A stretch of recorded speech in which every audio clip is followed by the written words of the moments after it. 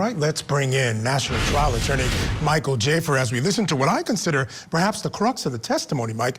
Here, this witness is talking about seeing the shooter shooting, hearing the gunshots, obviously, a police car coming at 11:31 and then a police car leaving at 11:33. Now, again, they'll have to connect that to Gonzales in some way.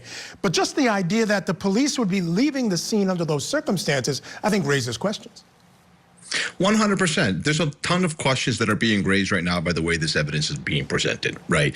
Because at the end of the day, Gonzales had a duty, right? And so his defense attorney is going to say, and he already said in the opening statement, is he was not supposed to commit suicide. I'm sorry, the prosecution said we were not asking him to commit suicide. That's correct. We were asking him to protect the children. Well, sometimes committing suicide and being an officer trained to protect human beings is kind of one and the same, right?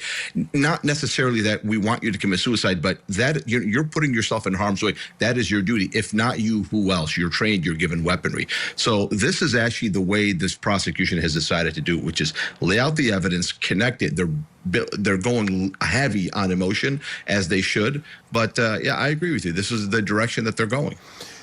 Mike, now you've been in the game a long time, and in terms of dealing with the justice system, police officers, there are some really specific issues being raised by this case and some broader issues. I want to talk about the broader issues now, and that goes to something you just mentioned about what we ask of our police officers. I remember in the case involving the Parkland shooting, that came up. What are we actually asking them to do? This was a general duty guy who worked for the school system. Are we asking our officers to put themselves in harm's way under these or similar circumstances, or is that necessarily not part of the job and there are other officers trained specifically for these types of situations? I think because this specific officer and officers like him have active shooter training, so we are asking them to.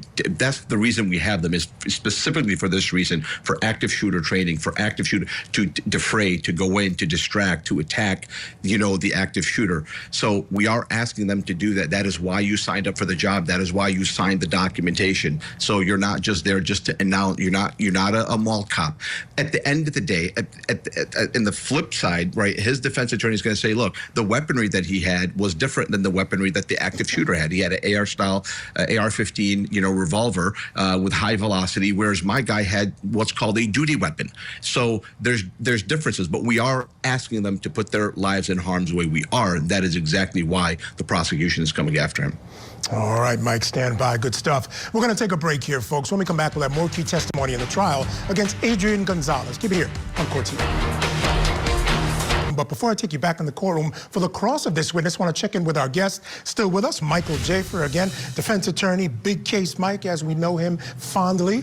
Mike, what would you do on cross-examination here of this witness?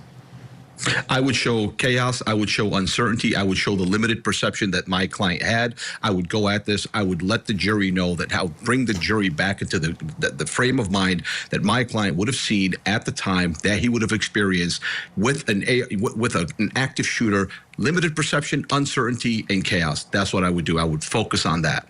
All right, good stuff. All right, Mike, stand by. Take you folks back into courtroom now. Again, they are back from lunch. Again, as I mentioned, we are a bit behind, so we can go right back into court for Gilbert Limones. He was an eyewitness, and he basically witnessed this shooting from a funeral home across the street. Let's get back in for his cross.